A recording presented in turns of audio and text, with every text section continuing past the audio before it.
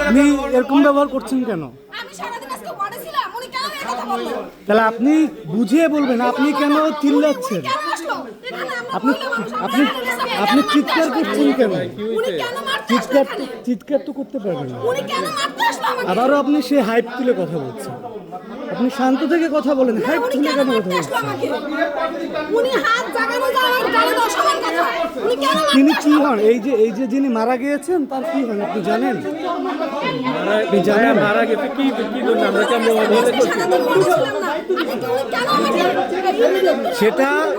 সেটা হচ্ছে আপনারা যদি এখানে চিল্লাচিল্লি করেন, এখানে যার স্বজন যারা আছেন তারা চিল্লাচিল্লি করতেছেন, এখন আপনারা যদি করেন ওয়েট